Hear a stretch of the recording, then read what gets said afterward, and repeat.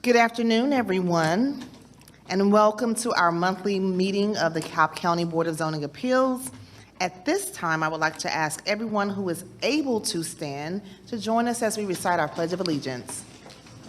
I pledge allegiance to the flag of the United States of America and to the republic for which it stands, one nation, under God, indivisible, with liberty and justice for all. Thank you very much. I will now call our meeting to order. At this time, if you haven't already, please silence your cell phones. Thank you so much. For those of you who do not have a copy of the agenda or who are attending for the very first time, we will address cases that are first on consent. These are cases that have been reviewed by the board and by the professionals from various departments within the county, and to which there is no known opposition at this time. We have discussed these in our work session. Certain staff comments and stipulations have been made, and we do not anticipate any further discussion is needed for a decision. So as we go forward, Mr. John Peterson will read each case into the record.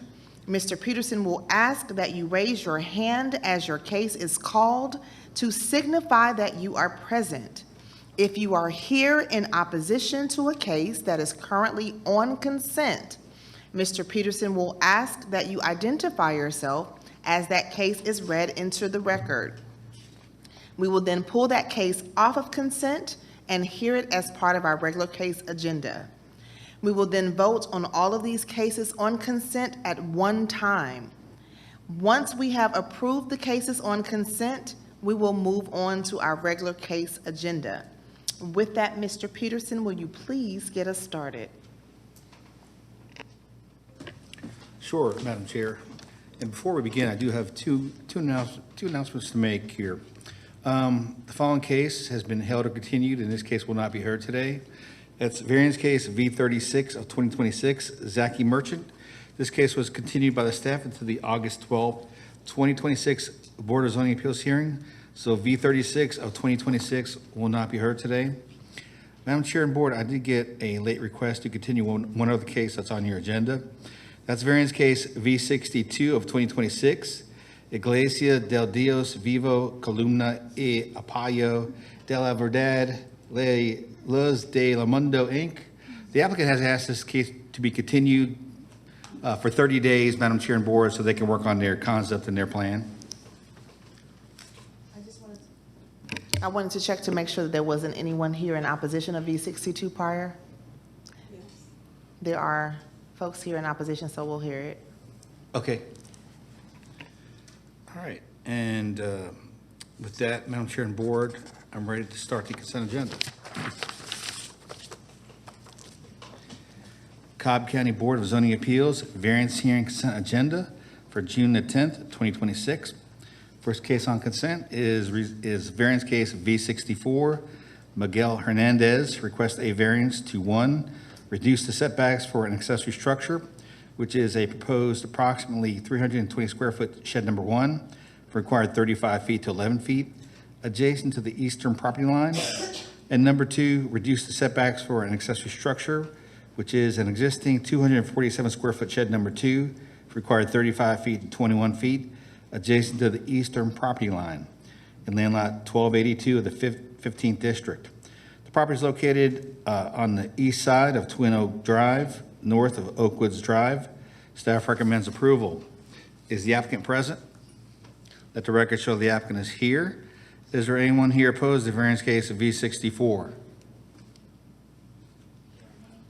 Okay, let the record show there is no one opposed. Variance case V65, Hazel Stinson requests a variance to reduce the setbacks for an accessory structure, which is a proposed 2,730 square foot barn, required 100 feet to 65 feet adjacent to the southern property line, 62 feet adjacent to the northern property line, and 20 feet adjacent to the eastern property line. Request number 2, allow an accessory structure which is an existing pool and pool equipment to be located on the side of the principal building. Number 3, allow access and maneuvering on a non-hardened surface, which is gravel. And number 4, allow a second electrical meter in land lot 1116 of the 19th district. The property is located on the east side of Hill Road, north of Brownsville Road. Staff recommends approval, subject to the following condition: no commercial or residential dwelling use of the accessory structure. Is the applicant present? Is the applicant here for V65 Hazel Stinson? Is there anyone here opposed to variance case V65? Madam Chair and Board, the applicant is not present and there is no one here opposed. Would it be the board's desire just to leave this on consent? Okay, so we'll leave that one on consent. Variance case V66, David Campbell requests a variance to 1, allow access maneuvering on non-hardened surface, which is gravel. Number 2, allow an accessory structure, which is an existing 165 square foot shed to be located at the front of the principal building. And number 3, reduce the setbacks for an accessory structure, which is an existing 165 square foot shed required 12 feet to 1 foot, adjacent to the northern property line in land lot 342 of the 20th district. The property is located on the east side of Hiram Ackworth Highway, south of Sayre Drive. Staff recommends approval, subject to the following conditions. Number 1, traffic comments, and number 2, development inspections comments. Is the applicant present? I'm present. Let the record show the applicant is here. Is there anyone here opposed to variance case V66? Okay, let the record show there's no one opposed. Oh, okay, 2? Okay, so there's 2 opposed, so take V67 off the consent and put it in its regular order. Oh, excuse me, 66. Okay, it's opposed, off. Okay, so 66 will be heard in its regular order. Okay, variance case V67, Jeff Taylor requests a variance to 1, reduce the setbacks for an accessory structure, which is a proposed 2,400 square foot garage, required 100 feet to 86 feet adjacent to the eastern property line. Number 2, allow a second electrical meter. And number 3, allow access or maneuvering on a non-hardened gravel surface in land lots 401 and 414 of the 19th district. The property is located on the north side of Macklin Road, west of John Ward Road. Staff recommends approval, subject to the following conditions. Number 1, traffic comments. Number 2, stormwater management comments. And number 3, no commercial or residential dwelling use of the accessory structure. Is the applicant present? Okay, let the record show the applicant is here. Is there anyone here opposed to variance case V67? Okay, 1. Okay, so we have 1 opposed to 67, so we'll pull 67 off the consent and here in its regular order also, Madam Chair and Board. Okay. Variance case V68, Elijah Roberts requests a variance to 1, reduce the setbacks for an accessory structure, which is a proposed 205 square foot freestanding deck from required 30 feet to 19 feet adjacent to the northeastern property line and 0 feet adjacent to the western property line. Number 2, increase the maximum allowable impervious coverage from required 40% to 63.7% in land lot 102 of the 1st district. The property is located on the north side of Chartley Circle, south of Chartley Circle. Staff recommends approval, subject to the following conditions. Number 1, development inspection comments, and number 2, stormwater management comments. Is the applicant present? Yes, present. Okay, let the record show the applicant is here. Is there anyone here opposed to variance case V68? Okay, let the record show there's no one opposed. Variance case V69, Dwayne Peterson and Cassandra Peterson request a variance to 1, allow an accessory structure, which is a proposed 2,692 square foot garage to be located in front of the principal building. And number 2, allow an accessory structure, which is an existing 600 square foot shed to be located on the side of the principal building in land lots 261 and 262 of the 20th district. The property is located on the northwest side of Hadaway Road, west of Burnt Hickory Road. Staff recommends approval, subject to the following conditions. Number 1, traffic comments. Number 2, stormwater management comments. And number 3, no commercial or residential dwelling use of the accessory structure. Is the applicant present? Oh, okay, let the record show the applicant is here. Is there anyone here opposed to the variance case V69? Okay, let the record show there is no one opposed. Variance case V70, Juan C. Garcia and Myra Garcia request a variance to, 1, reduce the setbacks for an accessory structure, which is an existing approximately 368 square foot pergola from required 30 feet to 0 feet adjacent to the eastern and southern property lines. And number 2, increase the maximum impervious coverage from required 45% to 55% in land lot 233 of the 17th district. The property is located on the east side of Sanibel Lane, east of Gray Road. Staff recommends approval, subject to development inspections comments, and number 2, stormwater management comments. Is the applicant present?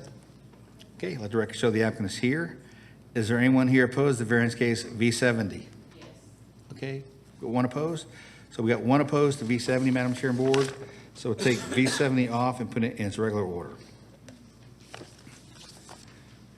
All right, moving on. Variance case V71, Damali Gutierrez requests a variance to, 1, allow an accessory structure, which is a proposed 600 square foot carport to be located in front of the principal building. And number 2, reduce the setbacks for an accessory structure, which is a proposed 600 square foot carport required 50 feet to 36 feet adjacent to the western property line and 1 foot adjacent to the southern property line in land lot 601 of the 19th district. The property is located on the east side of Florence Road, south of Moon Road. Staff recommends approval, subject to, 1, development inspections comments, and number 2, stormwater management comments. Is the applicant present? Okay, let the record show the applicant is here. Is there anyone here opposed to the variance case V71? Okay, let the record show there is no one opposed. Variance case V72, Francine Macedo requests a variance to, 1, reduce the rear setback for track 2 from required 35 feet to 25 feet. And number 2, reduce the setbacks for an accessory structure, which is an existing 956 square foot building on track 3 from required 100 feet to 35 feet adjacent to the southern property line, 33 feet adjacent to the eastern property line, and 7 feet adjacent to the western property line in land lot 104 of the 20th district. The property is located on the south side of Old 41 Highway, south of Hampreston Way. Staff recommends approval, subject to the following conditions. Number 1, traffic comments. Number 2, site plan review comments. Number 3, stormwater management comments. And number 4, no commercial or residential dwelling use of the accessory structure. Is the applicant present? Okay, let the record show the applicant is here. Is there anyone here opposed to variance case V72? 2? Okay, let the record show there's 2 opposed. So we'll pull 72 off the consent agenda and put it in its regular order. So 72. All right. Next case is variance case V73. Lisa Cobanez requests a variance to reduce the rear setback from required 35 feet to 20 feet in land lot 1053 of the 16th district. The property is located on the southeast corner of Creekwood Court and Creekwood Drive. Staff recommends approval, subject to, 1, impervious surface to be a maximum of 35%. Is the applicant present? Okay, let the record show the applicant is here. Is there anyone here opposed to variance case V73? Okay, let the record show there's no one opposed. Variance case V74, Denies Companies, Inc. requests a variance to increase the maximum allowable square footage for a wall sign per face from required 200 square feet to 716.67 square feet in land lot 885 of the 17th district. The property is located on the west side of Overlook Parkway, north of Paces Ferry Road, south of Burt Adams Road. Staff recommends approval. Is the applicant present? Okay, let the record show the applicant is here. Is there anyone here opposed to variance case V74? Okay, let the record show there's no one opposed. Variance case V75, DC Enclosures, Inc. requests a variance to increase the maximum allowable impervious coverage from required 40% to 43% in land lot 766 of the 17th district. The property is located at the terminus of Norbury Cove, Staff recommends approval, subject to the following conditions. Number 1, stormwater management comments. Number 2, sewer comments. And number 3, stormwater management comments and sewer department to approve the building permit prior to zoning approval. Is the applicant present? Okay, let the record show the applicant is here. Is there anyone here opposed to variance case V75? Okay, let the record show there's no one opposed. Variance case V76, James and Cynthia Donnell request a variance to reduce the front setback from required 45 feet to 7 feet. Number 2, reduce the rear setback from required 40 feet to 8 feet. Number 3, increase the maximum allowable impervious coverage from required 35% to 50%. And number 4, allow access and maneuvering on a non-hardened surface, which is gravel. And number 5, reduce the setbacks for an uncovered wood deck from required 5 feet to 0 feet along the lake in land lot 19 of the 1st District and land lot 756 of the 16th District.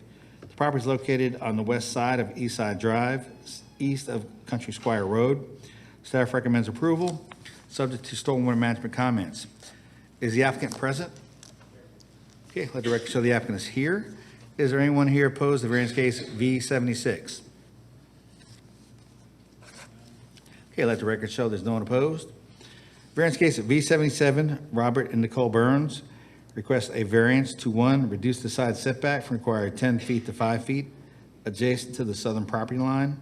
And number 2, reduce the setbacks for an accessory structure, which is an existing 123 square foot shed from required 5 feet to 4 feet adjacent to the southern property line in land lot 1101 of the 16th District. The property is located on the west side of Spring Ends Lane, south of Bent Pine Oval. Staff recommends approval. Is anyone here opposed to variance case V77? Here. One opposed? Yes. Okay, and is the applicant present? Here. Okay, applicant is present. So we have one opposed to V77, Madam Chair and Board, so we'll take that one off consent and put it into regular order also. Okay, next variance is V78, Roma Pata Development LLC. Request a variance to 1, increase the maximum total sign area allowed per sign on a property greater than half an acre, but less than an acre from required 49 square feet to 1,050 square feet. Number 2, increase the maximum sign structure area allowed per sign on a property greater than half an acre, but less than an acre from required 140 square feet to 1,050 square feet. Number 3, increase the maximum sign area allowed on a property greater than half an acre, but less than an acre from required 65 square feet to 1,100 square feet. Number 4, increase the maximum sign structure area, excuse me. Increase the maximum sign structure area allowed, excuse me, allowed on a property greater than half an acre, but less than an acre from required 162.5 square feet to 1,141 square feet. Number 5, allow 2 freestanding signs to be closer than 150 feet on the same lot. And number 6, allow for a non-ground-based monument sign in land lot 781 of the 17th District. The property is located on the north side of Windy Hill Road, east of Cobb Parkway. Staff recommends approval, subject to site plan review comments. Is the applicant present? The applicant is here. Is there anyone here opposed to variance case V78? Okay, let the record show there's no one opposed. And final variance on consent is variance case V79, 211 Fry Road LLC. Requests a variance to 1, increase the maximum allowable impervious coverage from required 70% to 77%. And number 2, reduce the setbacks for an accessory structure, which is an existing 168 square foot shed from required 30 feet to 7 feet adjacent to the northeastern property line in land lot 96 and 133 of the 20th District. The property is located on the northern corner of Fry Road and Chastain Road. Staff recommends approval, subject to traffic comments, and number 2, stormwater management comments. Is the applicant present? Okay, let the record show the applicant is here. Is there anyone here opposed to variance case V79? Okay, let the record show there's no one opposed to variance case V79. And Madam Chair and Board, I did get a request to add one more case to your consent agenda. So I get the board, I'll add it now. Variance case V58, Morgan and Peggy McNeil request a variance to reduce the setbacks for an accessory structure, which is a proposed 625 square foot pool house, required 35 feet to 18 feet, adjacent to the southern property line in land lot 253 of the 20th District. The property is located at the terminus of Hazeltine Lane. The applicant is present. Is there anyone here opposed to variance case V58? Let the record show there's no one opposed.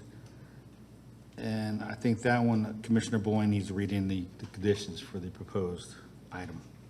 Okay, if I could. So the motion is for approval of V58, subject to any and all staff comments, including stormwater, subject to these further conditions that which were agreed upon by the applicant after consultation with the neighbor. No exterior loudspeakers shall be included with the pool house. The side of the pool house facing the nearest property line shall have no windows or doors in it and should be brick. And number 3, no commercial or residential dwelling or let me read that again. Number 3, no commercial or residential dwelling use of the accessory building. And my motion would be to supplement the consent agenda and move for approval of the consent agenda as amended by inclusion of this item and deletion of all other contested matters. We have a motion for approval of the consent agenda, adding additional stipulations and condition. Is there a second? Second by Commissioner Summer. Our call to question. The consent agenda as amended passes 5-0. All right, thank you. For those of you whose case was on consent, you are now free to go. If you do so, if you would go ahead and leave quickly and quietly, we'll give you a few moments to do so as we transition to our regular case agenda. Before we get started with our regular case agenda, Mr. Peterson, can we amend the order just slightly here? Can we hear V77 first and then go in regular order? I believe the opposition indicated having to leave a few minutes early. Okay, so we hear V77 first, and then Yes. we'll go back to the normal order of the Yes, agenda. please. Okay. Thank you. All right, thank you for leaving quickly and quietly. We are ready to proceed now with our regular case agenda. Our procedure here is that Mr. Peterson will read a case into the record. The applicant and/or any representative of the applicant who wishes to speak will be asked to come forward to be sworn in. Likewise, anyone wishing to speak in opposition or support will be asked to come forward to be sworn in as well. The applicant and the opposition will each have a total of 10 minutes to present their case, regardless of the number of individuals speaking for either side. All testimony must be given to the podium to my right, where full AV capabilities are available. Please be sure to speak into the mic so that we can clearly hear you. Following the presentations, members of the board may ask questions directed at either party. Please note that once comments from all parties have concluded and the public hearing has been formally closed, no further comments will be permitted unless specifically requested by a member of the board. If you are called upon, you will be asked to return to the podium to respond. With that, Mr. Peterson, we are ready for our first case. Okay, first case we're going to hear today is variance case V77, Robert and Nicole Burns. Request a variance to 1, reduce the side setback from required 10 feet to 5 feet adjacent to the southern property line. And number 2, reduce the setbacks for an accessory structure, which is an existing 123 square foot shed, required 5 feet to 4 feet adjacent to the southern property line in land lot 1101 of the 16th District. The property is located on the west side of Spring End Lane, south of Bent Pine Oval. The applicant is present, and earlier there was one person here opposed.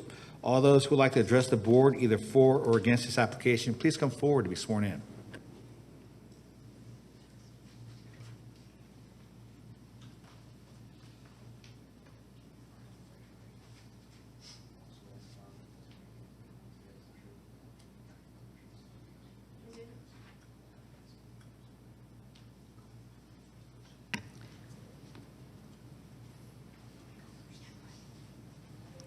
Good afternoon. Hey, same to you guys. Thank you so If much. you will state your name for the record, and then you are free to share your thoughts with us. Great. Brian Wasson. I'm the general contractor. I'll be the one pulling the permit. So I think I can maybe even help your predisposition to already have this approved. This is not an accessory structure. It is 100% attached to the home. It will share a common wall of over 10 feet. So all we're really asking for is a 5-foot on the side setback. The design, we looked at 4 different versions. This one is so optimal for the neighborhood, the street, the overall look of matching the other homes. Because they need to do the garage for safety and security regardless. Other options will, the design won't be as conducive to the neighborhood, to the homes across the street. So a lot of time and thought went into this. I just want you guys to know that. At Castle, we did about, I don't know, 100 permits in Cobb over the last couple of years, so it will be done right. Very high quality level, add value to the home itself and therefore the neighborhood. But it just on our application, all we're asking for is the 5-foot on the side, but it is not an accessory structure. And that may help, the others here that may have an issue, because I get that's a whole separate ball of wax with accessory structures. So we will be attached, integrated. It will look conducive as if it was always part of the home. Happy to answer any questions if there are any. You do have additional time, so you're more than welcome to share whatever you like, and then we can turn it over to opposition if there is any. I'll let I think the homeowner would just like to share a little bit, so I'll concede the rest of my time for her. Thank you. Good afternoon. I'm Nicole Burns. I'm the owner of the house. I've lived in this facility for 21 years. The reason that we have looked and asked for this variance is the other 4 options. The way that the house is currently situated on the property, you have to make a hard right-hand turn into the garage. It's almost a 90-degree angle turn. With this structure, by building it this way, it allows us a singular drive up and drive down. Our last garage that was the right-hand turn, when we first bought the house 21 years ago, there's about a 6-foot drop on the left-hand side of the driveway, and there's nothing there to stop a car from falling off. So when I had the driveway redone about 15 years ago, I put about a 2-inch lip just to stop a tire from rolling over it. But the safety concern of anyone backing in and out of that garage at that right-hand turn angle is something that we would like the opportunity to remedy and have the opportunity to just drive directly in and directly out and not have to worry about that or anybody falling off or a car rolling off into the neighbor's yard. That's it. Thank you so much. I believe that there was opposition. If you will identify yourself, and you have 10 minutes as well. Okay. Hillwright. The proposed project is to construct a new garage replacing the existing basement garage that has been converted into living space raises significant concerns, warrant careful consideration. Allowing this variance not only challenges the established setback requirements, but also sets a troubling precedent for our community. I urge you to deny the request based on the guidelines outlined in Cobb County Code 134.95 A3, sections A through D. The criteria for granting the variance have not been met, and I believe it's imperative that we uphold the integrity of our zoning regulations for the benefit of all residents. Here's why. There are no extraordinary conditions associated with the property that warrant such an exception. The size, shape, topography of the lot are typical and do not justify deviations from established standards. The claim of undue hardship is unfounded. The property owner has alternative options available, such as resizing or repositioning the garage that would allow compliance with the current setback requirements without compromising their development goals. The circumstances surrounding this property are not unique.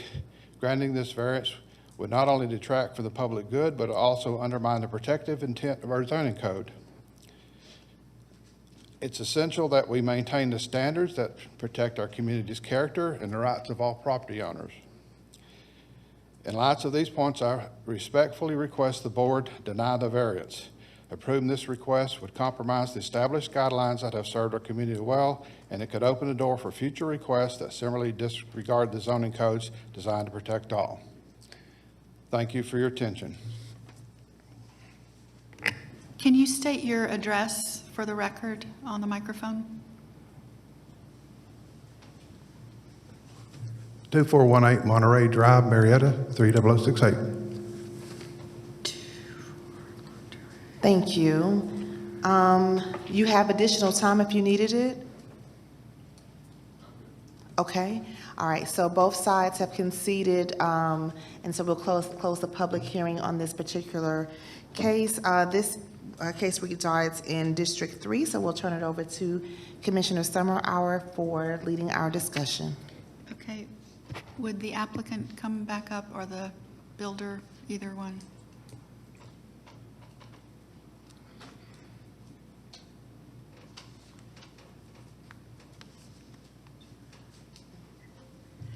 Can you, do you have any photos? Yes.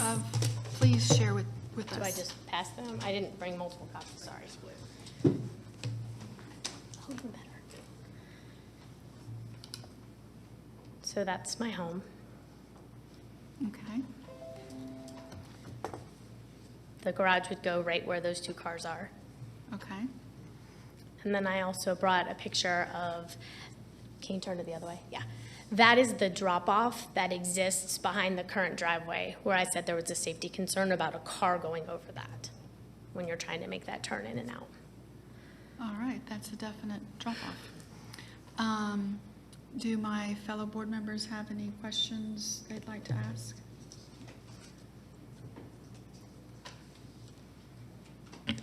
Your design will match what's on the exterior of the house. Yes, ma'am, it'll be the same hardy plank, same color, everything. Anything further from the board? All right. Thank you for the photos. That takes care of my questions. Given the safety concerns. You may have a seat. Yes, thank you. Given the safety concerns shown on the left side of the driveway, I am going to recommend that we approve this variance request. Seconded. We have a motion and a second by Commissioner Swanson. Call to question. It passes 5-0. Next case, Mr. Peterson.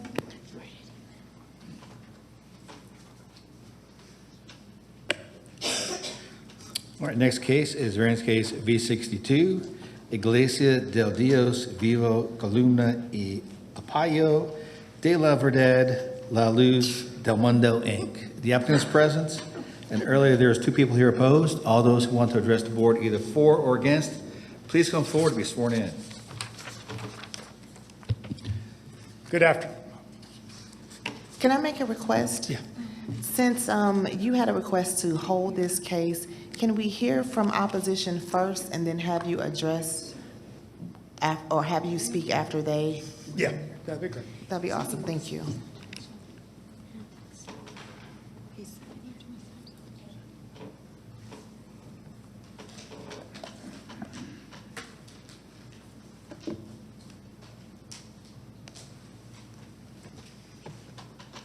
Good afternoon. Thank you for coming. If you will share with us your name, and you have 10 minutes to share with us your concerns. Erin McCormick. I was here the last time, if you remember. And so we had Mr. Heath over, and he did an inspection of my property as well as my neighbors. So we are waiting for his report.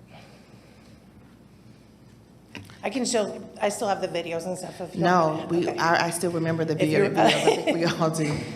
Okay, thank you so much, Mr. Huff. Okay, thank you. Is that all that you wanted to share with us today? Yeah, That nothing we're more s- than the last night. Yeah, we were just waiting for Mr. Heath's report. Understood. Thank you Okay, so much. thank you. Okay.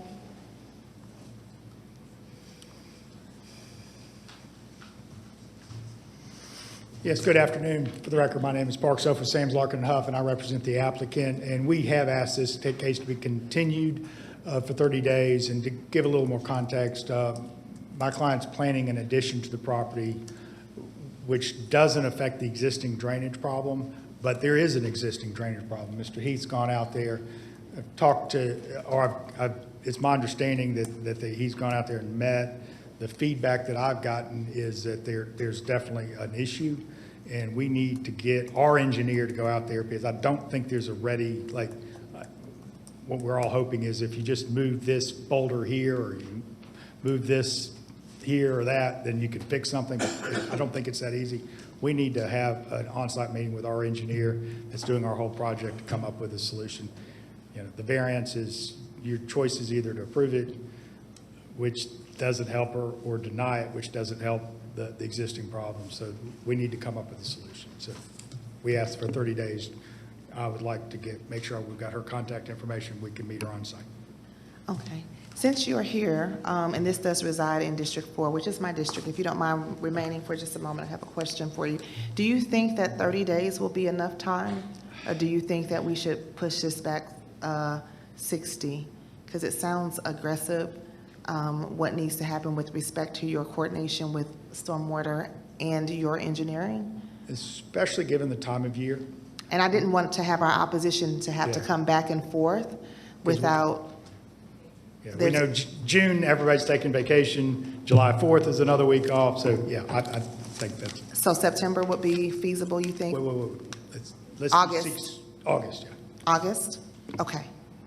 And can you be sure August to 12th. coordinate with the Yeah, I want to make opposition? sure she'll have my cell number and I'll Great, get her contacted. good. All right, thank you. So I make a motion to hold V62 to our August 12th meeting. Second. All right, we have a motion and a second. Call to question. Second from Commissioner Summer. It passes 5-0 to hold V62 to our August 12th meeting. Next case, Mr. Peterson, thank you for that date as well. All right, next case is variance case V66. David Campbell requests a variance to, 1, allow access and maneuvering on a non-hard surface, which is gravel. Number 2, allow an accessory structure, which is an existing 165 square foot shed to be located at the front of the principal building. And number three, reduce the setbacks for an accessory structure, which is an existing 165 square foot shed, required 12 feet to 1 foot adjacent to the northern property line in land lot 342 of the 20th district. The property is located on the east side of Hiram Ackworth Highway, south of Sayre Drive. The applicant was present, and earlier there's 2 people here opposed. All those who would like to address the board, either for or against, please come forward and be sworn in.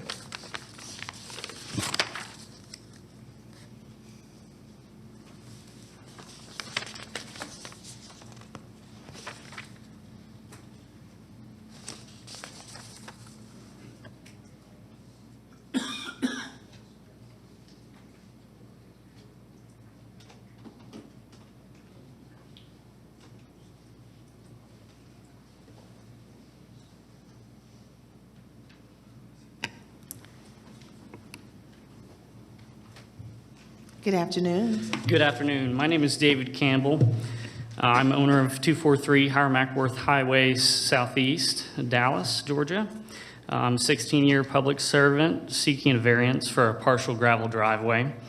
I bring today for your consideration financial hardship, adequate parking surface, the pending Highway 92 expansion, and improvements to the adjacent properties. The county does not provide sewer service for this parcel due to the dimensions and topography of the lot, as well as future construction limits. The ideal home site is near the back of the parcel. This effectively makes the parcel a flag lot. With these restrictions, an exceptionally long driveway is required for the acreage, which if paved would require a substantial cost compared to the potential improvement. This will impose a financial hardship as well as additional lending cost, rework, which I'll address in a further comment, and negative improvement value. Additionally, the approved stormwater plan already includes a gravel diversion trench for the length of the driveway, regardless of the surface. The proposed construction contains adequate overnight parking on a slab, which mitigates the need for a paved surface for additional parking. I've provided a copy of those plans for consideration. The pending Highway 92 expansion, project PI 002-0052, will affect the driveway. So the curvature and grading will need to be adjusted to change the orientation because it will become a one-way street at that junction. If I'm required to pave the driveway in full, I would have to repave the lower portion of that curve to correspond with the future traffic pattern. Additionally, the majority of the adjacent properties possess gravel or partial gravel driveways. I believe my proposed variance is consistent with the existing area. My wife and I both grew up in Georgia. We would like to make this location our permanent home. As a U.S. Air Force veteran, I served 13 years, living in 4 states, and deploying to 3 countries before returning back to Georgia. I spent a year away from my family and have diligently saved and sacrificed to improve this property. I hope that with your support, you will support my request so that I can invest my life's work here in Cobb County. Thank you.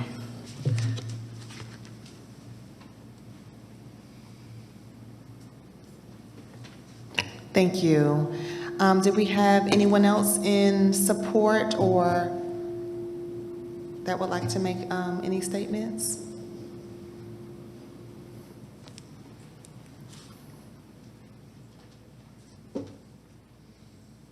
Take your time. My name is John T. Gordon. I live across the road from the property that he's wanting to develop, and I'm speaking in support of his plan. Several weeks ago, one Sunday afternoon, he and I talked about what he was planning to do, and I welcome a young man bringing his family to the community. He's building on a piece of land that is going to be a challenge.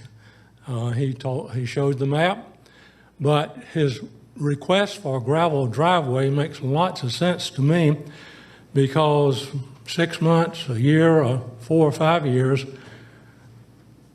it's hard to guess. Highway 92 is going to be 4-lane, and I'm going to be across the road from him.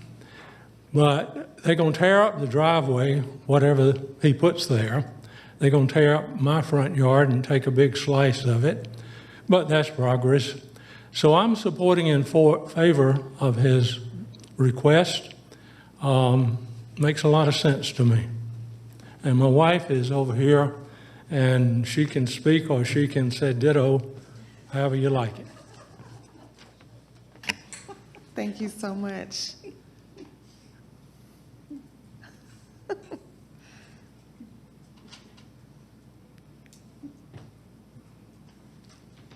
I am Rachel Gordon. They've already sent the appraiser out to our house, Highway 92. The appraiser says he turns the information over to the state, and eventually they'll come back and tell us what they'll give us for our land. But meanwhile, the process with the state is moving on, and we don't know how fast they'll move. But whatever he does, where his driveway joins 92, is going to be messed up and changed when when the state gets their work done.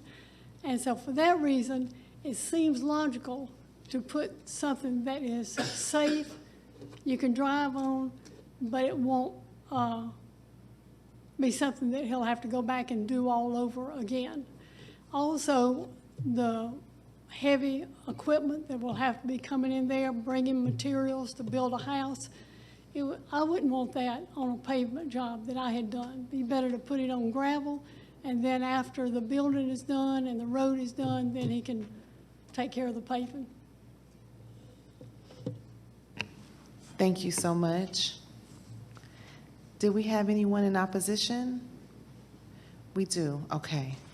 Feel free to come forward, and if you will also identify yourself, and you do have a combination of 10 minutes collectively. My name is Joanna Smith. I'm sorry, say it one more time. Joanna Smith. Joanna, go ahead, please. Yes, ma'am. So I came today to oppose the building of this structure because we are a neighborhood that backs up to the structure, or the neighborhood the lot that they're building on. And as a result of the construction, all of the erosion from, I guess, paving it or clearing it out so it can be paved has affected our lake that's in our backyard. And so we have pictures of before and after. I didn't bring them for here, but I have them on my phone I can share. But what it's done is the silt from the improper silk fencing has allowed our lake, which was a normal looking lake, to now it's straight mud. And so all the wildlife that we had back there, it's, I don't even know if it's still alive in the lake, but all the birds and sorry, I'm lost for words here, but we have no more wildlife that we can see back there, and it's affecting our neighborhood that's right next to us, that's Wyndham Lakes. So we're Cambridge Lakes, and they're Wyndham Lakes, and so our bodies of water are now brown. So if you need me to, I can bring the pictures up. If you can put them on your phone, we have AV capabilities to show them. Absolutely. Thank you.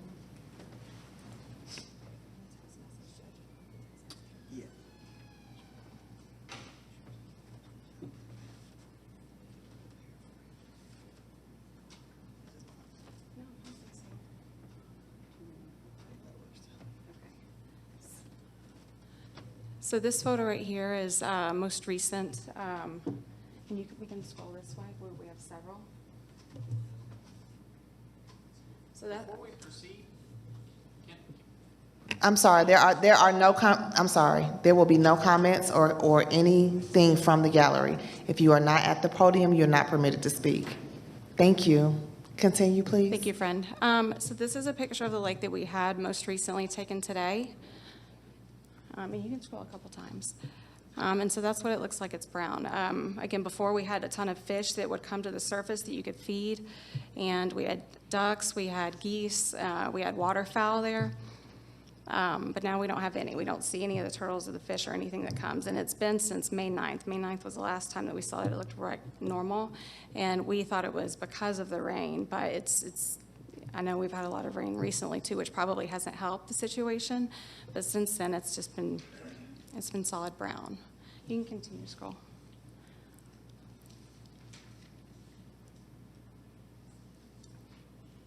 And then we might have a few more just to show you guys what it looks like before. So that's still brown. I think you can keep going. Thank you, friend. So this was what it looked like prior to May 9th. I think I have a few more. Yeah.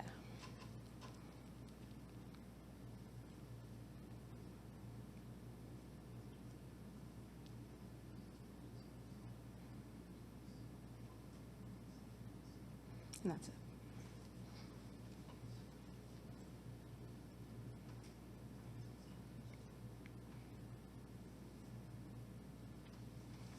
Is that all that you would like to share with us? Yes, ma'am. Is there anyone else that would like to share? Just husband and support, okay? Very good, thank you so much. You can have a seat. Yes, ma'am. This case is in District 1. Commissioner Boulogne, I'm gonna turn it over to you to lead our discussion. Thank you. Can I get the opponent back up for just a moment? No, the opponent. So if I understand your concerns, it doesn't really go to the finished construction plans. It goes to the development activity. The concern is just that the lake not be harmed. That's the only concern. Yes, sir. In addition to that, I'm just afraid if they continue with any type of construction, then it's going to exacerbate the problem that's already there. All right. Thank you. That's all I have for the opponent. If anyone else? No? Okay, thank you. You can have a seat. And let me get Andrew Heath up.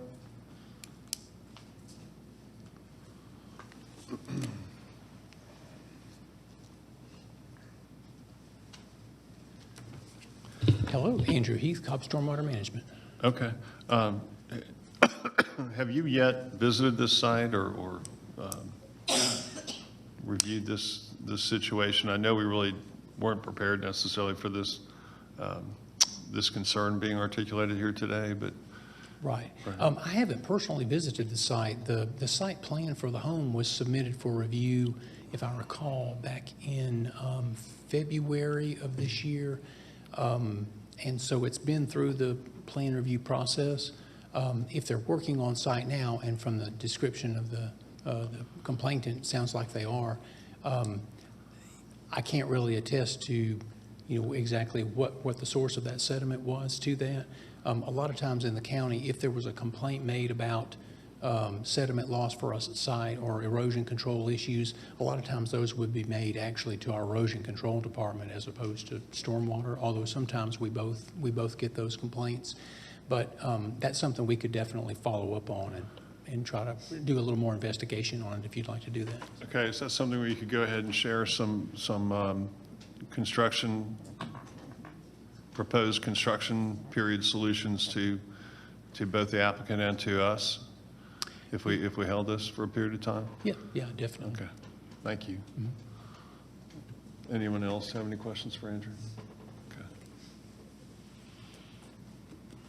So let me get the applicant back up for just a moment.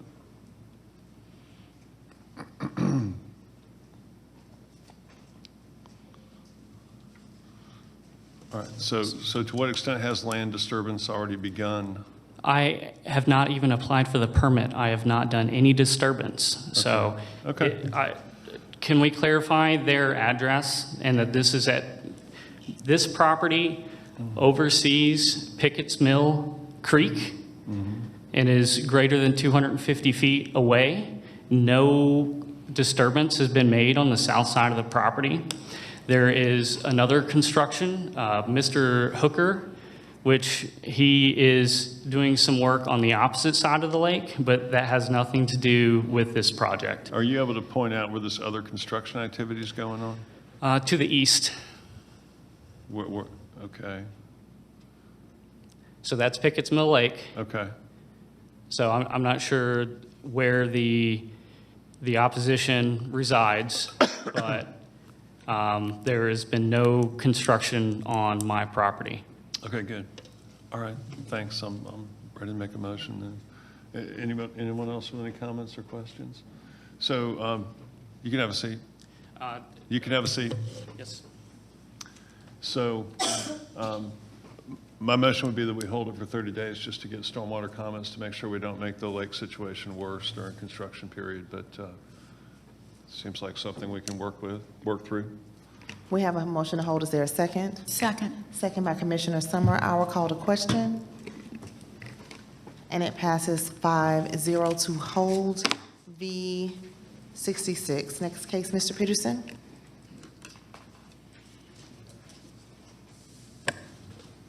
Okay, next case is variance case V67. Jeff Taylor requests a variance to reduce the setbacks for an accessory structure, which is a proposed 2,400 square foot garage required 100 feet to 86 feet adjacent to the eastern property line.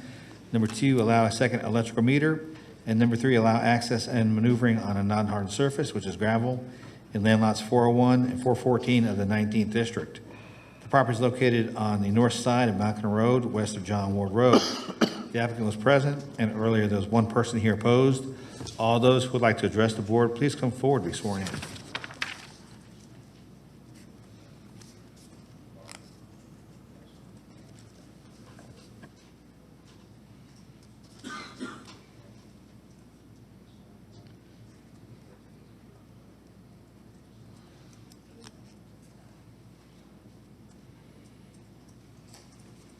Good afternoon.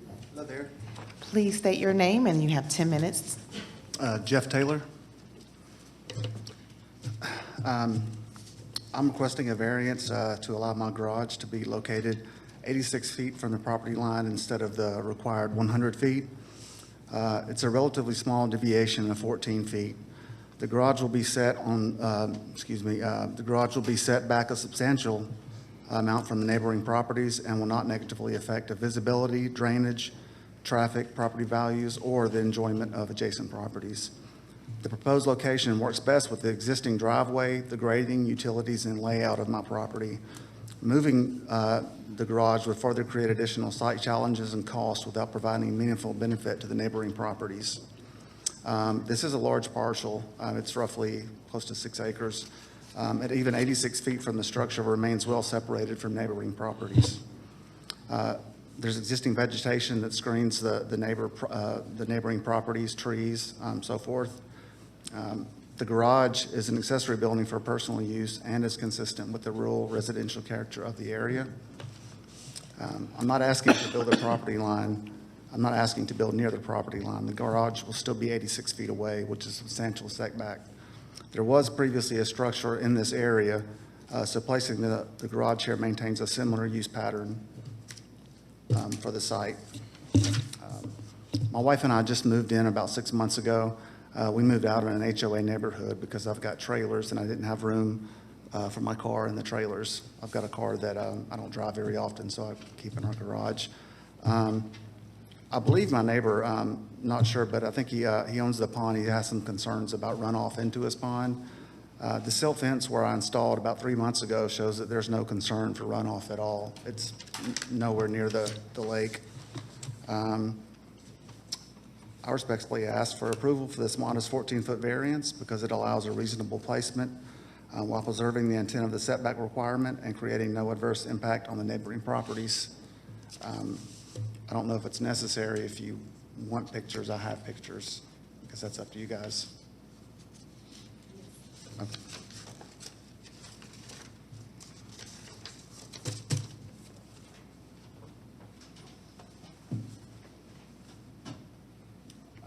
So this is the view from the house.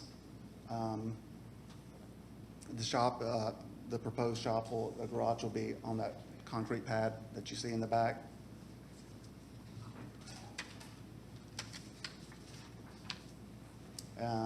My neighbor is to the far northeast of the property behind those trees. Same from our house looking towards the garage or proposed garage. And this is looking back towards the street. The street is way up behind the pines back there, so you wouldn't be able to see it from the road. And another shot.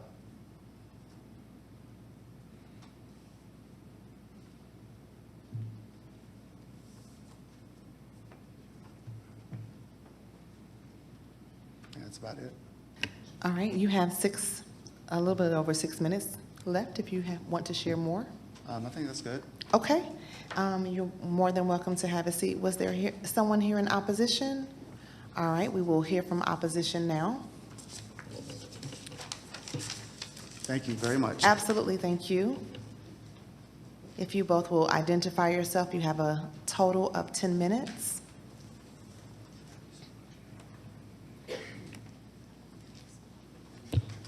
Good afternoon. Good I'm Don afternoon. Patterson. I own the property at 1900 Macklin Road to the north.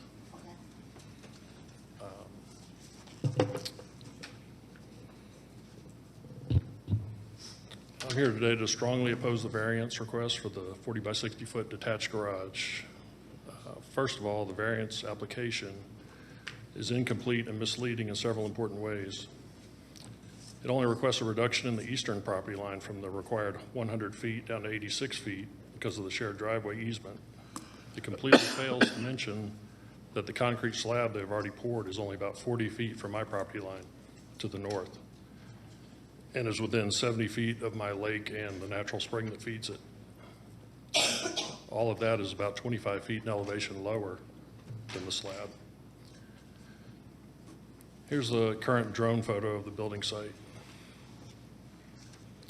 You can clearly see how close it sits to the property line, which is where the wooden fence is, and the lake.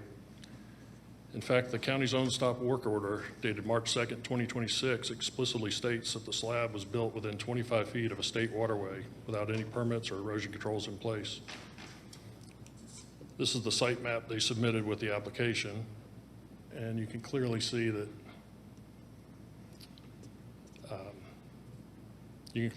it doesn't accurately represent where the construction has taken place. Here's the county GIS site map that I used to more accurately show the actual location of the building site. The highlighted part depicts the area that could be built on while still adhering to all zoning and permitting rules. That area is about 36,000 square feet.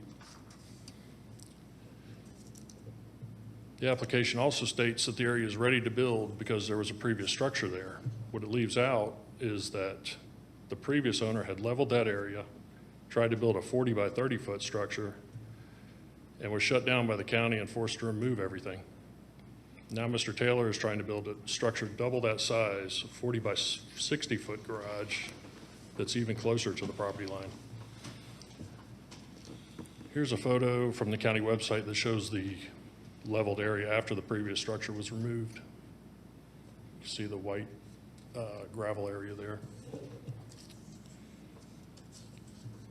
Second, this project was started illegally by Mr. Taylor, who is a licensed contractor. The Taylors purchased the property and only 1 month later graded and completed a concrete slab within just 6 days, suggesting that it was purposely done quickly to get as much construction completed as possible before being stopped. The slab itself also doesn't appear to be code compliant for a building of this size. It appears to be a 4 to 5 inch slab on grade without any footings whatsoever. He did this with no permits and initially with no erosion control, despite being very close to a state waterway that sits about 25 feet lower in elevation. Although a single layer of silt fence was eventually installed about a month after construction began, and after multiple warnings by erosion control, it's inadequate and has not prevented the ongoing silt runoff. The county has already issued multiple stop work orders, including one on March 2nd and earlier notice on February 26th for building without a permit and violating the erosion and sediment control ordinance.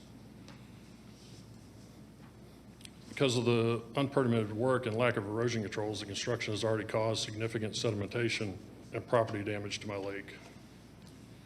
I have a written estimate from a dredging company for $40,000 just to remove the sediment that has already accumulated. And the problem has continued to get worse since the estimate was done. The application also states that this is the ideal location for a garage, but it's the worst possible location for my property due to the redirecting of water runoff from both the 1828 and 1830 properties, which you can see on the 1820 is across the driveway from him.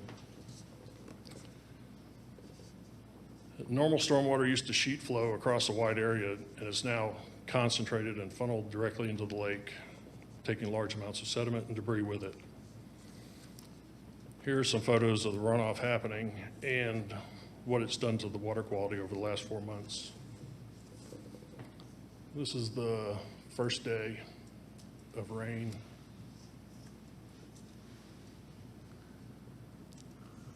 This is runoff coming directly from Mr. Taylor's property.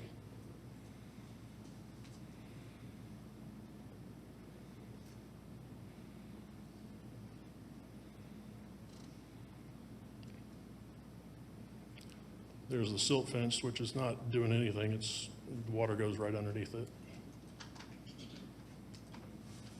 There's the actual site where the slab is, and it's every time it rains, it just pours mud down.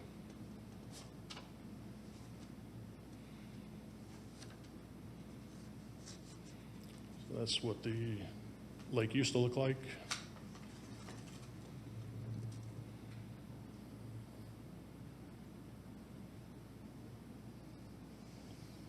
That was after the first day of rain, after the construction. And that's what it looked like yesterday.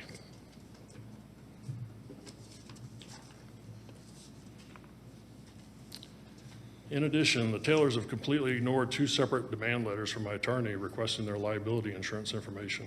This behavior shows a clear contempt for the normal neighborly practices and legal processes. The proposed building would also be a significant eyesore. According to their building permit application, it would have 12-foot tall walls with corrugated metal siding. This industrial style structure would be in clear and direct view out of my windows and would completely defeat the purpose of having these large open residential lots in the R20 district. Also, I haven't seen any actual clear plan on the driveway access or parking for this proposed building. Under Cobb County Code Section 134-94, the board can only grant a variance if all 4 findings are satisfied. In this case, the applicant fails every single one. There are no extraordinary or peculiar conditions on this property. It's a full 6.3 acres, mostly level and cleared, with roughly 36,000 square feet of buildable area that fully meets the 100-foot setback and rear of house requirements in section 134-197. There is no unnecessary hardship. Any difficulty they now face was completely self-created by beginning construction without the required permits. As a licensed contractor, Mr. Taylor had to have known the risks involved in doing such. Granting this variance would cause substantial detriment to my property and the public good.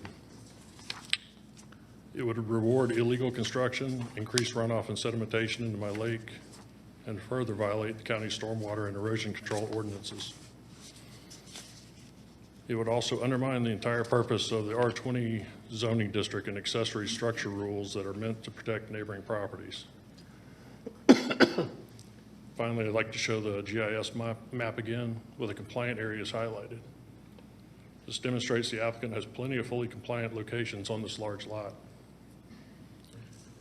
In short, this is not a situation that meets the legal standard for a variance. What they're asking for is special treatment after deliberately ignoring the rules and already causing and continuing to cause measurable property damage to my property. I respectfully ask that you deny the variance in full. I brought additional photos, videos, and copies of county stop work orders and violation notices. Thank you for your time, and I'm happy to answer any questions. You have 1 minute, 20 seconds left if you want to use it. Show a video. We have a video we can play. Sure.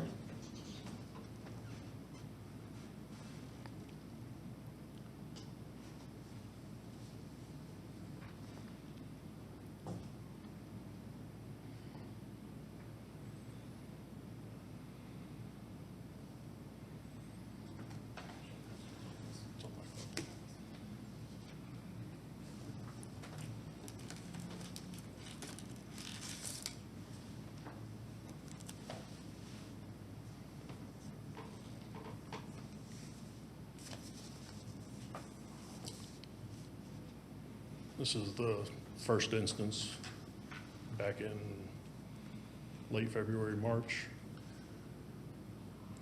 So this is basically every time we get any significant rain, this happens.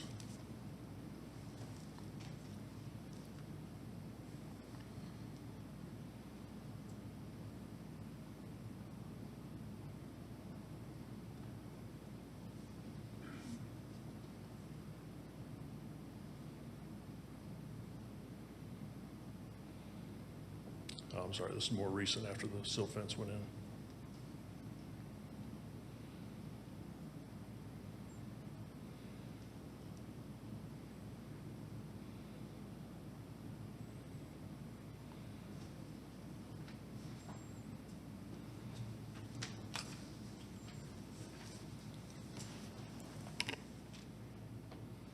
As you can see, the disturbed areas where the slab is, and water and mud just pours off of it.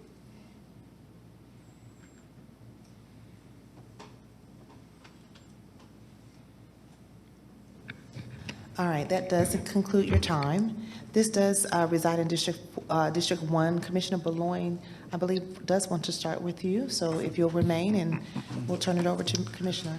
Can you give me the history of the area where this pad now exists? You said there was a prior building there. I want to hear about that. The previous owner tried to build there, but they shut him down before he really got started. How long ago was that? About 3 to 4 years ago. And he had leveled it out somewhat, but it was nowhere near as much as it is now. Mr. Taylor kind of increased the footprint and pushed more further towards my property line. All right. How long have you lived out there? 20 plus years, 21 years. And in 21 years, there's never been a building on where the slab is now, near the lake? The original house, which was probably built in the 50s, had a couple of old barns on the property, not quite in that spot, but they didn't have foundations or anything like that. They were just old farmhouses. Okay. those were taken out in 2017. Okay. Anyone else with questions for the opponent? Have a seat. Thanks. Let me move on to Mr. Heath again.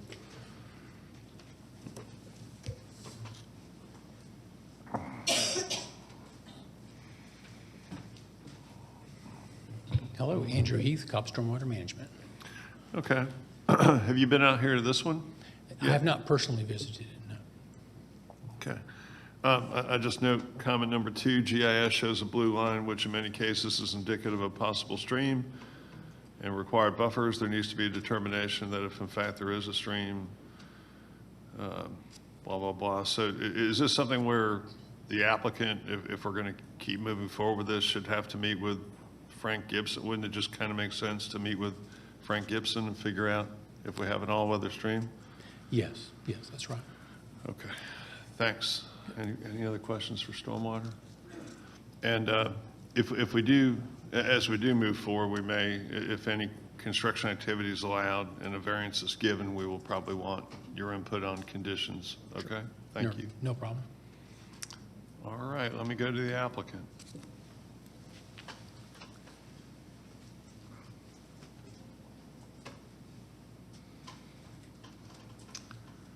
Okay. So is it your position that the slab is in all respects at least 80 plus feet away from the lake, from the boundary? Yes, sir. Okay. All right. Why such a large garage? What are we doing out there? So the property is, like you said, it's a little over 6 acres. I've got one tractor there now. I've got another one, but it's in Alabama. I don't have room to bring it here yet. The previous owner, he tried to do different types of grass. It didn't work out that well. So I plan on tilling it up and making it all grass, the same stuff. And we're gonna, for the bush hog and the tiller and stuff like that. And I've got some trailers for the work that I do. I'd like to keep in it instead of leaving it out in the open. So is your intent to use the area as like a working farm? No. Okay. I see the 2,400 square foot garage. I guess you're saying those are for tractors and a bush hog and a tiller? And for a car and my trailers. I've got a 16 by 8 enclosed trailer, and I've got a 16 by 8 flatbed and a 8 by 10 flatbed as well.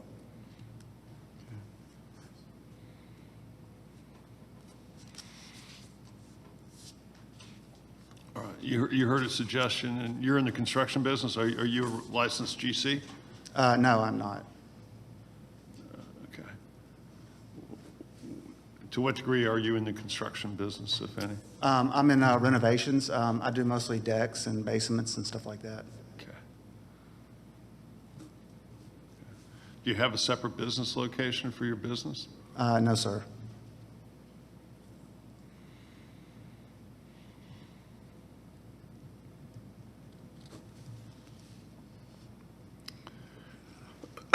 You heard a suggestion that there's not a proper slab, or not proper footings for the slab?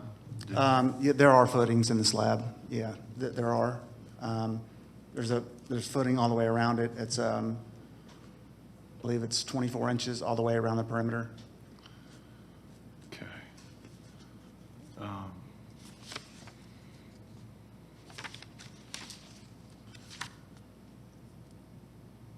And to be clear, you're still not asking to go any closer than 84 feet to the property line? That's correct.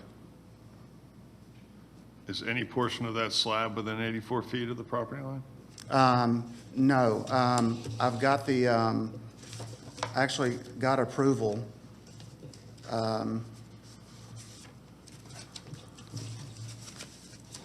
for the site.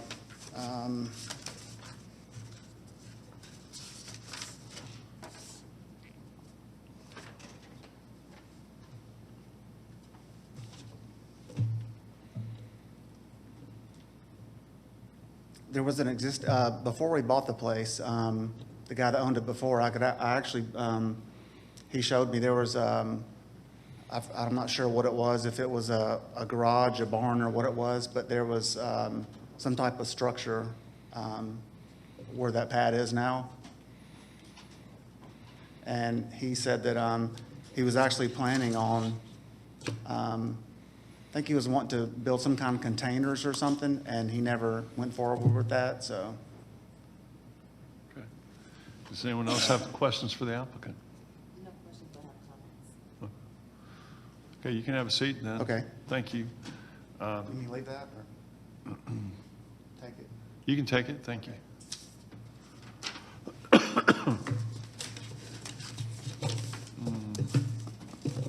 Okay, go ahead. I think, I don't have questions for the applicant, but I do have concerns about the type of vehicles that are being parked. It seems like we would need a SLUP or for what it is that he's wanting to contain. So I'm not certain if what he is looking to store is compliant with zoning. So I think that we'd be creating another issue too. Thank you. Mr. Peterson, do you have any comments on that? The code does allow him to have one business vehicle on site. I'll have to check with code enforcement regarding all these other trailers he's talking about.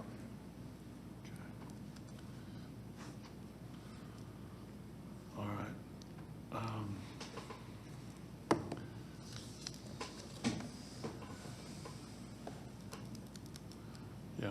So there are a number of concerns. I wouldn't be ready to move forward with any recommendation in favor of any variance today. I think, will we also need for somebody, has there ever been an inspection of that slab to see if it's usable or sufficient or is built to proper standards? Is that something that can be inspected at this point, given the fact that it wasn't inspected when the footings were poured before the slab was poured? You know, since there was not a building permit for the slab, you know, we might have to get a letter from an engineer certifying it's built a certain way. But development inspections had no comments when this variance was sent around for comments, so it probably would be a good idea to hold this for probably 60 days and let us take a look at what's gone on. Okay. And, you know, just eyeballing the GIS with the plan he put up there, it doesn't look like the sites match up to me. So probably direct the applicant to do an as-built survey of where the actual structure is, because it looks closer to me. Okay. Yes. Also, if you've not looked at what our code is for home occupation, which is what you would fall under, I would familiarize myself with home occupation and the limitations. All right, my motion would be. Commissioner Belang? Yes. Can you also, if we're going to be holding this for a possibility of 60 days to have people come and look, I'd really like for Mr. Heath to come to look and see what, because I see a lot of tributaries that go to this pond. And it's pretty impactful that through the video only, but I would really feel good if the expert could come to see what is creating this going into the neighbor's pond as well. Yeah. So, yeah, he's going to do that. So, yeah, my motion would be that we hold this for 60 days, and with that request to Stormwater to please visit, and with the request to the applicant to please get a determination on the all-weather nature of the streams as the blue lines as shown in your GIS maps, basically.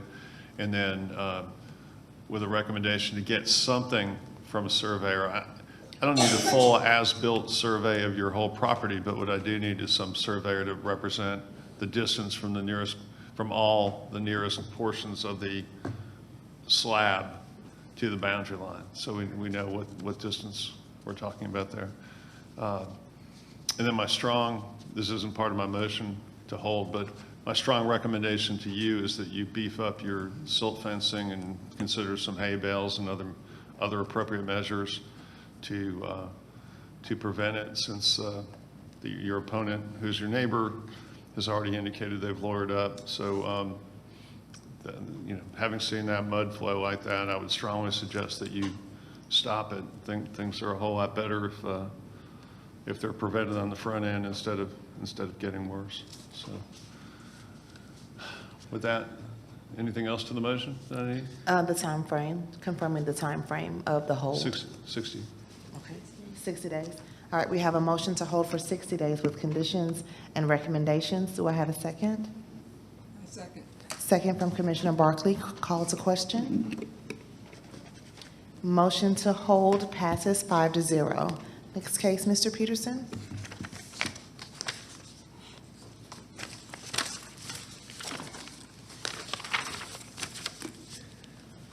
All right, next case is variance case V70, Juan C. Garcia and Mara Garcia. Request a variance to, one, reduce the setbacks for an accessory structure, which is an existing approximately 368 square foot pergola, required 30 feet to 0 feet adjacent to the eastern and southern property lines. And number two, increase the maximum impervious coverage, required 45% to 55% in land lot 233 of the 17th district. The property is located on the east side of Centerville Lane, east of Gray Road. Earlier, there was one person here opposed, and the applicant was present. All those who wish to address the board either for or against this variance, please come forward and be sworn in.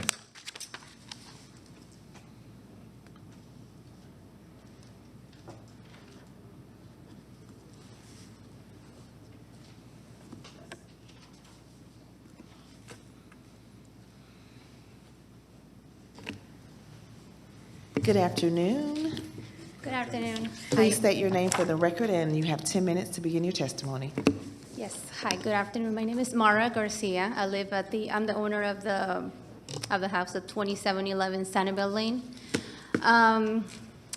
So everything started because we needed to replace a retention wall that faces the neighbor's house. It looks like my husband mentioned to the neighbor that it had done some water damage to our property, so we needed to replace it. So she mentioned to my husband that she didn't have the funds to do it because there were some trees on top of the retention wall. So my husband offered to cut him for her and replace the retention wall, which we did. We paid for everything. So as we were working on that, it was suggested, we wanted to make the house and the property look nice. We did not know that we needed a permit to build the pergola. It was mentioned by the landscapers that we would not need it since the subdivision is a pretty small subdivision with no HOA.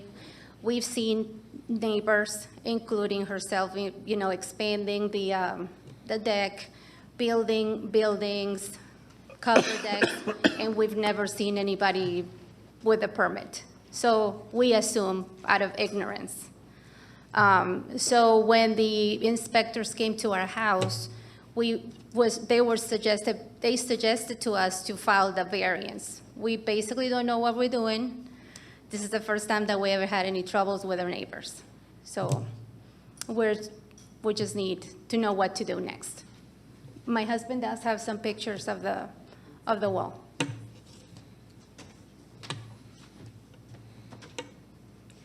So the property is really small. It's not really a big backyard. So that was the retention wall. As you can see, it was all rotten, and it was almost falling. The water underneath was going down to my house, and the boards that go underneath that, or the wood that was underneath that wall, was already rotten. So my husband paid for everything to replace everything that was underneath the wall, and we even replaced our fence on the backyard facing the other neighbors, and we even paid to replace the fence, half of the fence for her too, without asking for money. My husband asked for permission from her, and she said that it was fine. Like I said, we paid for it. Then afterwards, she got mad because we cut the trees, which my husband said, well, I already asked you why, we need to cut the trees. She thought that we were only going to trim the trees, but the damage was underneath. Those are the trees. as you can see.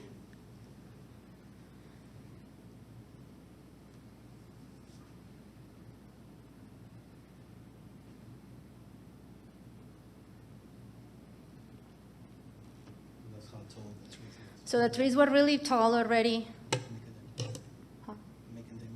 That was damaging our house too. So like I said, we didn't ask her for money. We replaced it ourselves. We just wanted to let her know that if it was fine to replace the retention wall.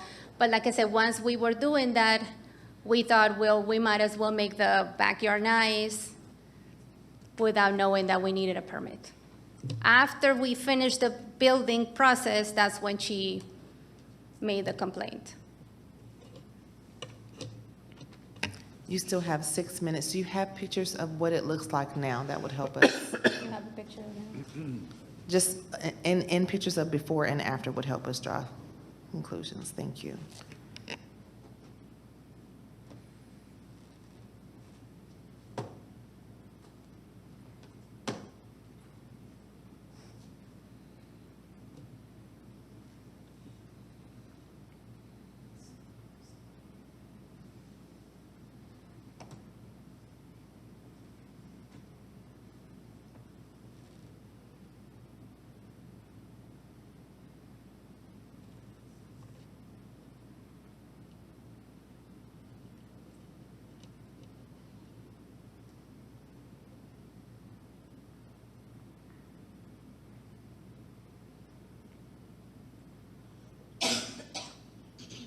That's what it looks like.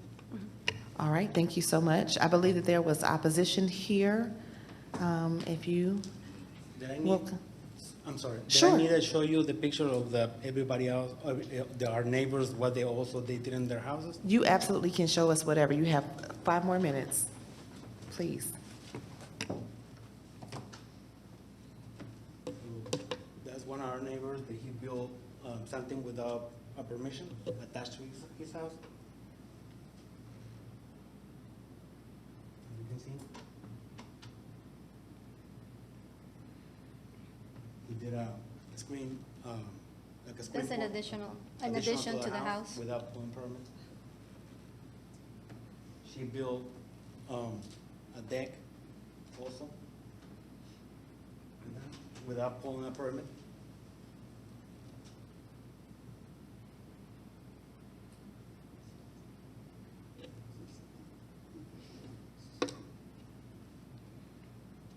This is another neighbor. They did. They expanded the They deck expanded almost. the deck without pulling a permit either. So, I mean, we don't have any problems with nobody. We don't care what they do to their house. So we're just saying, like, we did not know that we needed a permit or anything because everybody's doing it. So that's why. And when we have the retention wall, the old one, it has to have a dead wood on the opposite side so they can retain. So when we do the new one, we do the same thing. We told the guys, they told us it has to be the same way we did it. And then I was asking her all the time, hey, is that okay if I do that? She always says, yes, it's fine. But her main complaint is because we put the dead wood without permission. I was like, well, when you build a retention wall, it's part of the retention wall. So it's nothing like I did or I just come with a dead wood on my own. It has to be like that, so because her dirt is pushing to our backyard. So that's why Our backyard was like this. it was like a sinkhole. That's it. Thank you so much for here. Thank you so much. All right, we will now hear from the opposition. Good afternoon. Good afternoon. If you will state your name, and you have 10 minutes to share your thoughts. Okay, my name is Shirley Knight, and I live at 2713 Sanibel Lane. And the first thing she said was not true. A lot of stuff that they just said was not true. I never needed or asked for a retention wall. Never. And they built this big old pergola that's too big for our neighborhood. Our house is only 10 feet apart. They built, he showed you the picture, this huge, and put the They got table, chairs, it's gonna put big speakers, big TV out there. The neighborhood is too small for that. Our houses are too close for that, only 10 feet apart. I never gave him permission to dig up my trees that I had planted. Never gave him permission. That was another untruth. Never said nothing about me needing a retainer wall. I was out of town. I came back in town one day. Guys were in my backyard, done dug up my yard, his workers, and putting boards under there to hold up his retainer wall. And I was so upset. I asked them, where was he? They said, no speak English, no speak English. I said, no, I need to see JC. So he finally came. It was maybe about 30 minutes later. And I told him, I said, what are these guys doing in my yard, digging up my yard, putting boards in there? He says, well, I've done it before. I said, I never gave you permission to do that. You must have done it when I was out of town. So he went and installed a camera so he can see my driveway when I'm coming and going. I don't know if that was his purpose for putting it there, but he put it there. It wasn't there because he already had the Ring camera and everything. I was too upset. And it's built over on my property line. I had a surveyor as well. McClung surveyors came out. And I have a couple of pictures, and they showed me how much, and then I have some pictures. But what they're saying, they didn't do me any favors, none whatsoever. I don't know why they're making it seem like that. No, they did me no favors at no time. And when I saw how big this pergola was, I said, did you have a permit to do that? And he tried to play it off. I said, no. So I went down to code enforcement, and I wanted them to come and see how big it was, because they have table and chairs, like it's a little outside restaurant or venue. Our houses are too close. My bedroom is on the back right there where they build it. No, they haven't done me any favors whatsoever. I haven't had problems with them, but I didn't know they were gonna dig up my trees by the root. He asked me, could he cut them down? That's not what happened. So I'm having to possibly go to magistrate court to file a civil lawsuit because they dug up my yard, part of it. They dug up my trees. I didn't give him permission to do that. He has attached a gate to my house, me and his house, and he said, before he did, he said, well, if you don't like it, I'll take it down. Okay. He put it up there. I didn't say anything at all. I said, I guess it looked okay. But then I told him, no, I want it down. I want it taken. It hasn't been taken down yet. And this was around, they started doing that in October, and it went on for a couple of months. So I want the gate down. I want the boards from under my yard. He said, if I call workers out here to take those boards from under your yard that's holding the retainer wall, we're not gonna fix your yard back. I'm not gonna put dirt back in it. I said, yes, you are. He said, no, I'm not. So he hasn't done a thing to repair anything. So code enforcement came out, and he did get 2 violations from them because that pergola is too big to be in the neighborhood to host whatever they were gonna host. I don't know, parties, dinners, but they put table and chairs, big speakers. Said he was gonna put a big screen TV up there. That's too much noise. I can't deal with that. So I would like to show you, this is one picture that my surveyor came out.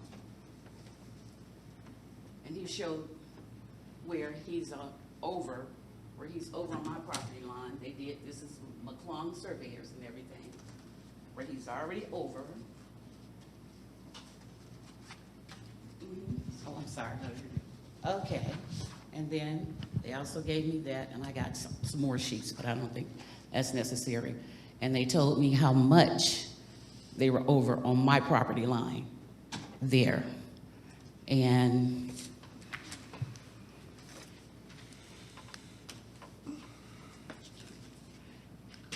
I got the letter of violations from code enforcement, where they were in violation. They were given, I think, 10 days or something from November 10th to make some adjustments. Nothing has been done.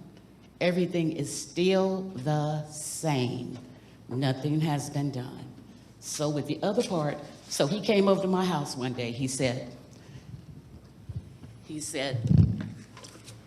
I'm getting all the neighbors to sign this petition. If you sign this petition also, I don't have to take that pergola down. And I said, I'm not signing that. He said, oh, you still mad about the trees? I'll pay you for your trees. How much you want for your trees? I said, no, you're gonna pay me for more than that. I said, you dug up my yard, you trespassed on my property without my permission. I've never needed a retaining wall. He did, I didn't. So I wish they tell the truth when they come up here, and I'm just outdone. So they did have some guy that was surveying that didn't have any, it was a friend of his, I guess, I don't know, no logo or nothing on the truck. He was in my yard on the other side, instead of between our two houses, with a shovel,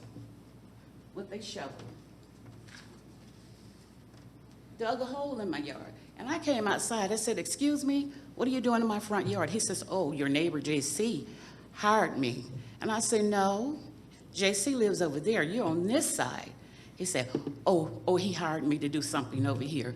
And so I said, no. And so she came out, his wife came out, and she said, don't talk to her. You don't have to talk to her. We hired you. I said, let me tell you something. As long as he is in my yard, on my property, I can say what I want to and tell him to get off my property. And that's what I did. So it's a mess, but I want to show you one other thing. Okay. But they showed you the pergola, but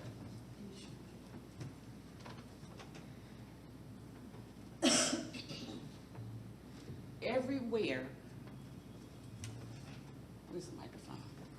Everywhere that you all see red dirt and stuff on this side, that's how far they came over my yard and dug up my yard without any permission, trespassed, took my trees up and extended his pergola over the property line. And so, no, for them to be having whatever they're gonna have, parties, gatherings, because you're not putting table and chairs and big speakers and big TV out there for fun. They haven't had anything yet, but I'm not gonna, the houses are too close for that. We're only 10 feet apart, that's too much noise, and I'm just not having it. And that's all I have. I have more pictures, but that's all I have.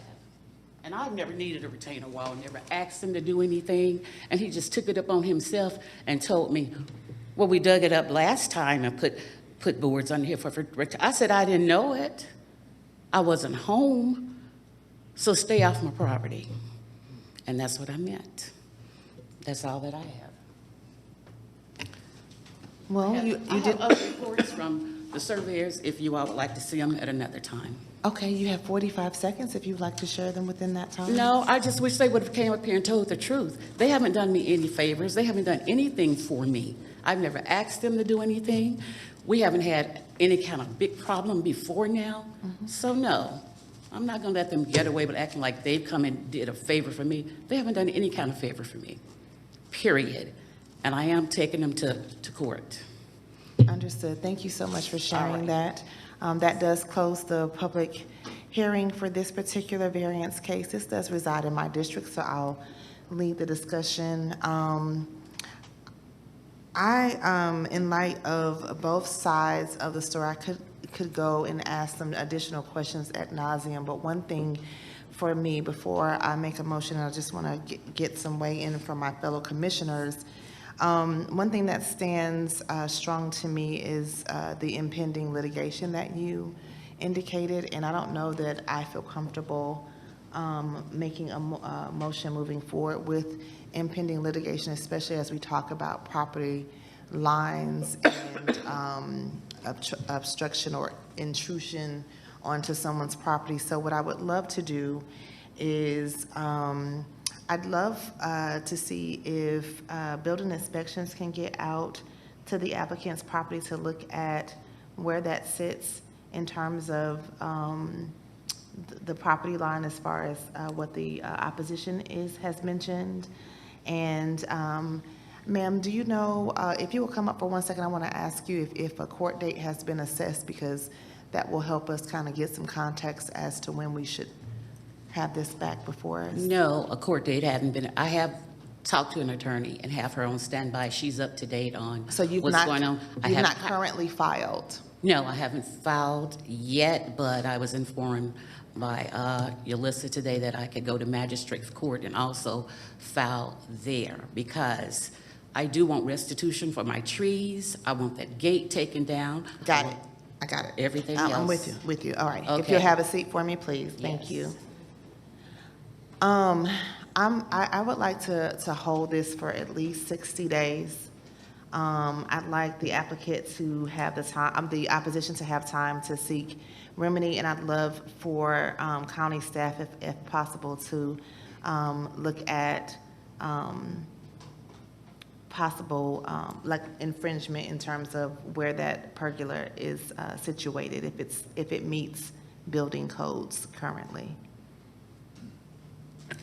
And we can definitely check to see if it meets building codes, but we do not go out and look at the property lines to see. No, if no, it's- that's, I'm clear on that, yes. I'm clear that the county is not responsible for determining property line, that the opposition would have to seek those remedies. Yeah, but we could definitely have development inspections go out and take a look at it, see if it meets building code. Okay, so just to amend my motion so that we're clear, my motion is to hold it for 60 days to give county staff time to inspect the property and the opposition to seek what legal remedies for us to get an update to see how to proceed forward with this variance. Go ahead. Is there a second for discussion? Second. All right, we have a second from Commissioner Russell. Calls a question.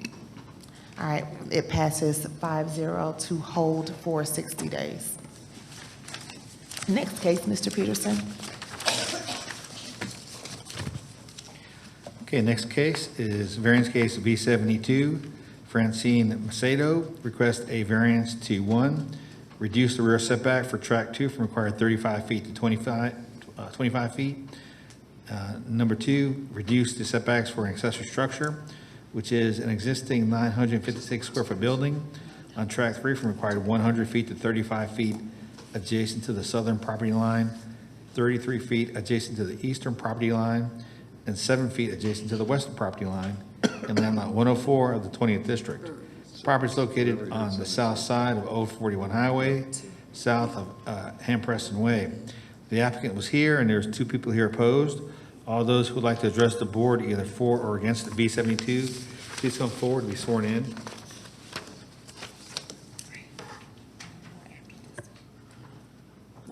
Okay.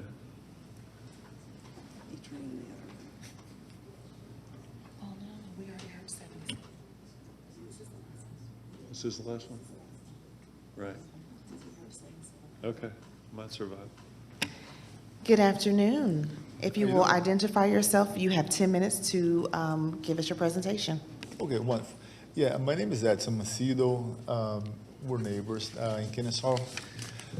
Back in 2015, we built the house on that lot that you guys see in there. And through GIS, we had a little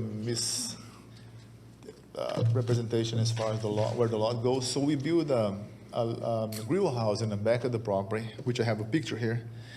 And then later on, we turned into a gym. So then we acquired the lot, the smaller lot beside there, which has a right-of-way between my property and the other property. So to get rid of the right-of-way in there, we had to get some of the land from the back of my property and add to the front lot. So by doing that, the pool house, gym now, was too close to the property line. So then we applied to get the variance on that to change. This building has already been approved and finalized. And, but I have my neighbor here and explained to him what the situation.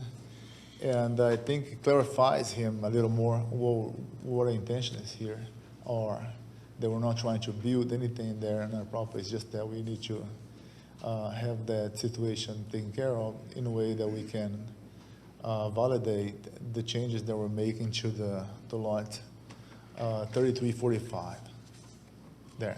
And so then I went to my two neighbors on the side, and both of them agreed with the situation that we have there. And the neighbor that my Jim is closer to his lot, Mr. Michael, he understands the situation, and he also agreed with that. And the neighbor on the right side, Mr. Jerry, he also agrees with that. And I think I was clear with our neighbor here as far as what we're trying to do there. I think he will have a better understanding here. I think he will speak about it when he comes out. And that's all. It's nothing much to be added to it. I have a picture if you guys want to see the building here. Yeah.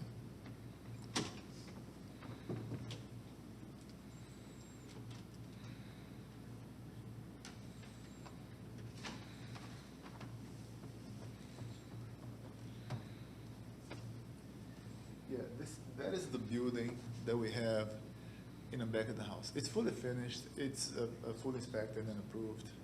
And it's just that in order to do what we're trying to do with the other land, requires the variance, because it then becomes less than 100 feet from a neighbor. And that's why we came over and apply. But the neighbor on the left side, the neighbor on the right side, all of them are in favor of the changes there.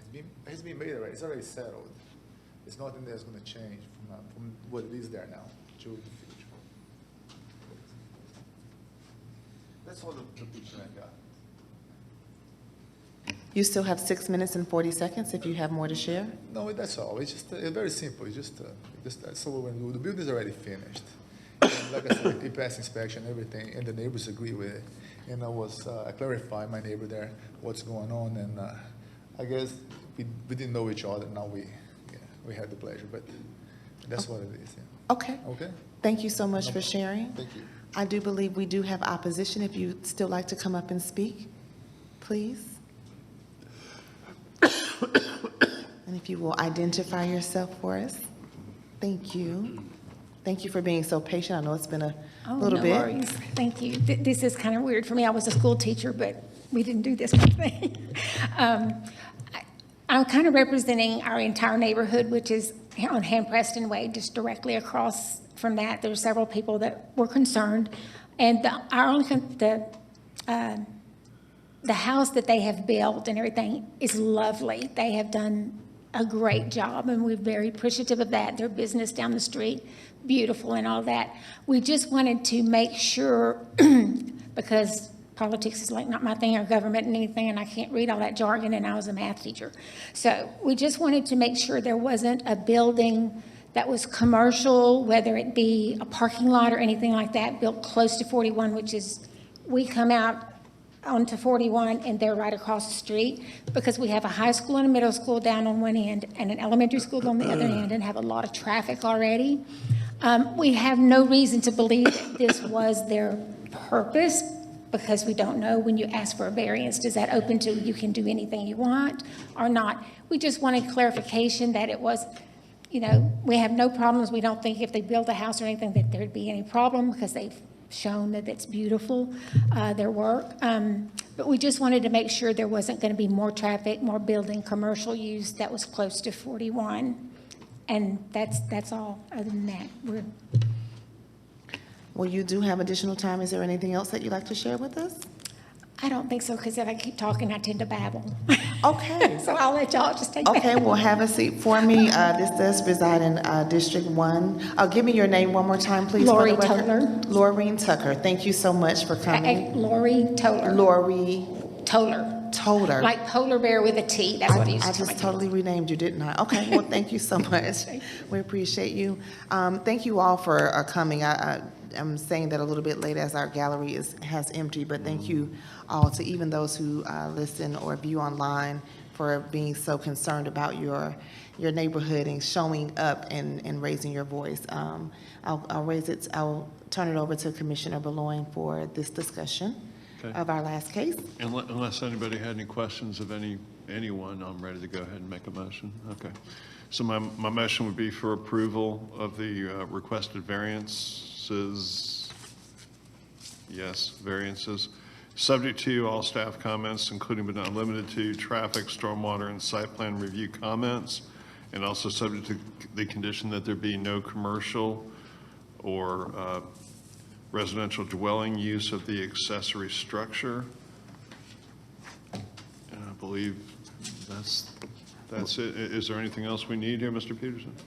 We have a motion. Do we have a second?